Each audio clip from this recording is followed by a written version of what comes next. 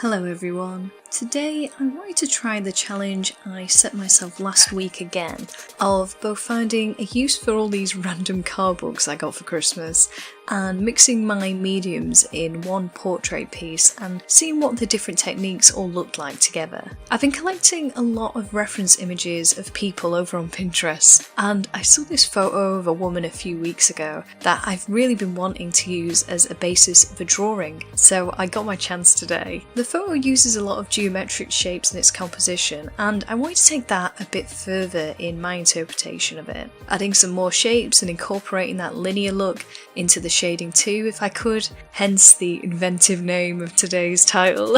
Instead of going straight to skin colours, I laid down a base of blue and purple as I wanted the reflected light to have this tone, and I thought it'd be easier to get an interesting colour palette by preemptively laying a colour down before shading. The effect was interesting, but there are a few things I would try next time. In particular, I would say that whenever I try and depict people, that I need to go a lot further than I have been going in terms of shading. The photo reference had these lovely bold shadows and highlights, and I can't help but wuss out when it comes to painting or drawing skin like this. I feel like faces and skin tones should be flat in tone, but it just isn't true to life, especially when it comes to modelling photography or paintings. I did this back on week 9's drawing request too, and I find it really hard just to use a deep, dark colour of shadow when it comes to a face because, let's be honest, you get it wrong and you've just ruined the piece in one fell swoop.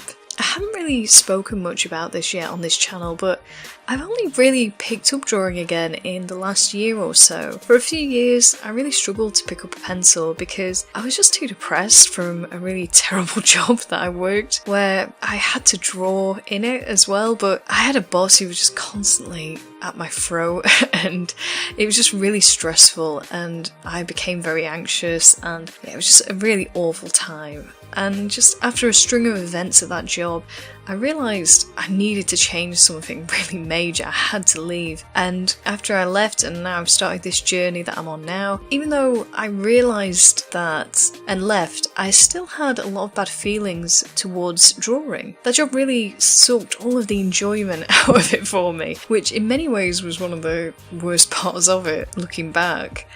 I really suffered from probably an art impotence.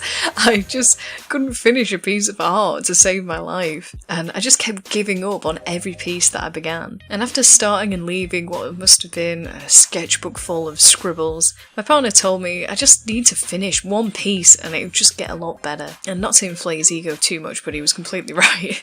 That first piece I finished was just over a year ago now, and I won't lie, it wasn't really something to write home about, but the achievement of finishing it and just finishing something was such a massive relief. And since then, I've really been pushing myself to just finish a drawing. Happy or not with it, just finish it and it'll just keep on getting better. That doesn't mean I'm happy with today's drawing though.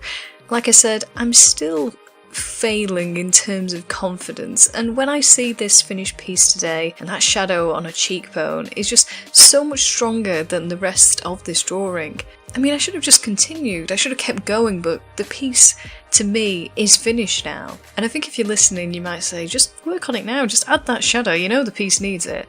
But as silly as it might sound, the piece is finished, and I know it's finished because sometimes art is a lesson to yourself on your approach and what you need to critique yourself on, and being honest with yourself and holding it as an example of where you are now and where you're wanting to go. So from this piece on, I'm going to work harder on pushing myself to try and be bolder when it comes to light and shade and build up more contrast in my work, especially when it comes to skin tones. And my final question I really want to leave you on is, whatever you made last, a video, a painting, a drawing, music, anything that you've made, what have you learned from it that you want to take ahead and improve next time? I think critiques get a really bad rep, but when they're careful and considered and they are just much more thoughtful and not just like a randomer who's just saying something cruel, when they're actually thought about, they can be really helpful to us, help us grow a lot. And I'd love to hear what your creative goals are when it comes to your next piece of work.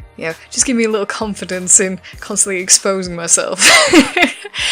Anyway, I hope you're all doing well, and I'll see you again in a few days.